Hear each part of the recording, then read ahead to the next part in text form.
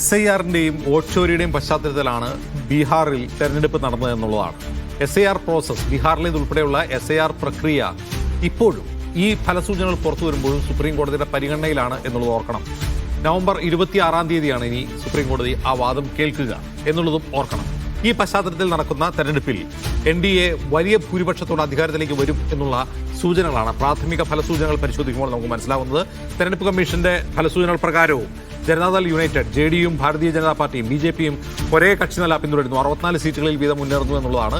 നമ്മൾ നോക്കുമ്പോൾ ഏറെക്കുറെ അത് സമാനമായ ടാലിയാണ് കൗണ്ടിംഗ് സ്റ്റേഷനിൽ നിന്നുള്ള വിവരപ്രകാരം നമ്മൾ നൽകിക്കൊണ്ടിരിക്കുന്നത്. NDA 163 സീറ്റിൽ മുന്നേറുമ്പോൾ ഇന്ത്യ സഖ്യം കേവലം 76 സീറ്റിൽ മാത്രമാണ് മുന്നേറുന്നത് എന്ന് കാണാം. അപ്പോൾ ഇതിൽ നിന്നും വ്യത്യസ്തമായൊരു ഫലസൂചന ഉണ്ടാവാൻ സാധ്യത വളരെ വളരെ കുറവാണ്. കാരണം തെരഞ്ഞെടുപ്പ് കമ്മീഷന്റെ തന്നെ ഫലസൂചന പ്രകാരം 204 സീറ്റുകളിലെ ഫലങ്ങൾ പുറത്തു വന്നിട്ടുണ്ട്. 204 സീറ്റുകളിലെ ഫലങ്ങൾ പുറത്തു വരുമ്പോൾ BJP-യും JDU-വും 64 സീറ്റിൽ വീതം ലീഡ് ചെയ്യുകയാണ്. ഏറ്റവും വലിയ ഒറ്റകക്ഷി ആരാണ് എന്നുള്ള കാര്യത്തിൽ മാത്രമാണ് ഇപ്പോൾ മത്സരം നടക്കുന്നത്. അതിന്റെ പരിസരത്തെങ്ങും മഹാഗഠബന്ധന്റെ ഒരു പാർട്ടിയുമില്ല എന്നുള്ളതാണ്. മഹാഗഠബന്ധൻ വളരെ പിന്നിലാണ്. NDA അപേക്ഷിച്ച് നോക്കുമ്പോൾ ഏറെക്കുറെ ഇരട്ടിയിലധികം സീറ്റുമായി NDA മുന്നോട്ട് പോവുകയാണ്. ഒരുപക്ഷെ മഹാഗഠബന്ധന്റെ ചരിത്രത്തിലെ കഴിഞ്ഞ തെരഞ്ഞെടുപ്പുകളിലെ ഏറ്റവും മോശം പ്രകടനം എന്ന് വേണമെങ്കിൽ ഇക്കാര്യത്തിൽ പറയാവുന്നതാണ്. അപ്പോഴും RJD 57 സീറ്റിൽ ലീഡ് ചെയ്യുന്നുണ്ട് എന്നുള്ളത് ആശ്വാസകരമാണ്. RJD സംബന്ധിച്ച് കോൺഗ്രസ് 15 സീറ്റിലും ലീഡ് ചെയ്യുന്നു എന്നുള്ളതും ആശ്വാസകരമാണ്. എന്തായാലും ബീഹാറിൽ NDA സർക്കാർ രൂപീകരിക്കപ്പെടും എന്ന് ഏറെക്കുറെ ഉറപ്പായി കഴിഞ്ഞിട്ടുണ്ട്. നിതീഷ് കുമാർ തന്നെയാകുമോ മുഖ്യമന്ത്രി എന്നുള്ളതാണ് ഏറ്റവും പ്രധാനപ്പെട്ട ക്വസ്റ്റ്യൻ. അവിടെ മാത്രമാണ് ചോദ്യം അവശേഷിക്കുന്നത്. നിലവിൽ JDU അതിശക്തമായ ഒരു പൊസിഷനിലുണ്ട്.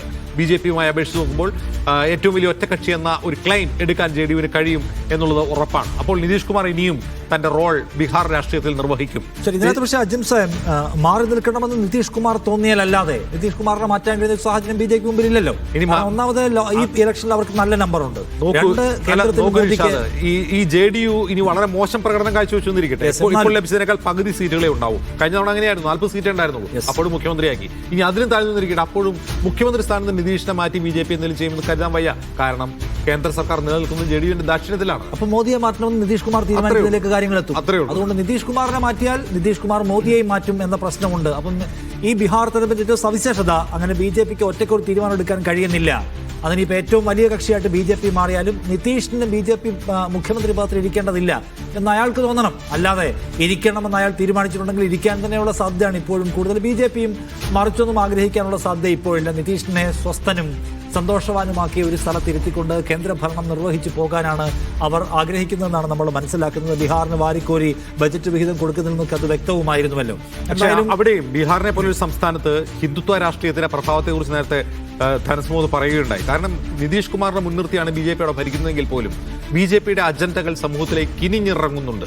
BJP അത്ര പ്രശ്നമുള്ളൊരു പാർട്ടിയൊന്നുമല്ല എന്ന തോന്നൽ അവിടുത്തെ EBC കമ്മ്യൂണിറ്റിയിൽ ഉണ്ടാകുന്നുണ്ട് എന്നുള്ളത് കൊണ്ട് തന്നെ ഭാവിയിൽ BJP-ക്ക് ബീഹാർ പിടിക്കാൻ നിതീഷിന് ശേഷം BJP എന്ന നിലയിലേക്ക് ഒരു ഇക്വേഷൻ കൊണ്ടുവരാൻ തീർച്ചയായിട്ടും ഈ തുടർച്ചയായിട്ടുള്ള തെരഞ്ഞെടുപ്പ് വിജയങ്ങൾ, NDA-യുടെ തെരഞ്ഞെടുപ്പ് വിജയങ്ങൾ BJP-യെ സഹായിക്കുമെന്നും ഉറപ്പാണ്. ശരി, നിതീഷ് കുമാറിനെ സംബന്ധിച്ച് അദ്ദേഹത്തിന് ഇനി ഈ പഴയ ഒരു പടക്കുതിരയാണ്. അദ്ദേഹത്തിന് ഈ നിലയ്ക്കുള്ള ഒരു പ്രഭാവം നിലനിർത്തിക്കൊണ്ട് മുന്നോട്ട് പോകാൻ കഴിയില്ല. കടുത്ത ആരോഗ്യ പ്രശ്നമുണ്ട്, പ്രായമുണ്ട്.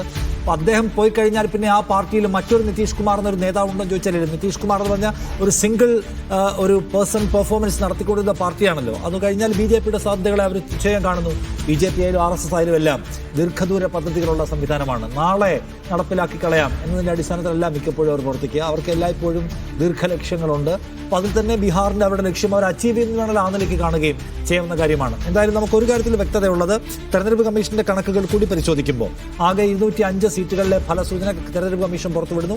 അതിൽ തന്നെയും ലീഡ് ചെയ്യുന്നത് NDA തന്നെയാണ്. മഹാഗഠബന്ധൻ അവിടെ തുലോം തുച്ഛം നമ്പറുകളുമായി മാത്രമാണ് നിൽക്കുന്നതെന്നാണ് ഇപ്പോൾ കാണുന്ന കാഴ്ച. എന്ന് വെച്ചാൽ 120-ലധികം സീറ്റുകളുടെ മൊത്തം കണക്ക് പുറത്തു വിടുമ്പോൾ, അതായത് 205 സീറ്റുകളുടെ മൊത്തം കണക്ക് പുറത്തു വരുമ്പോൾ 128 സീറ്റുകൾ ലീഡ് ചെയ്യുന്നത് NDA തന്നെയാണ്.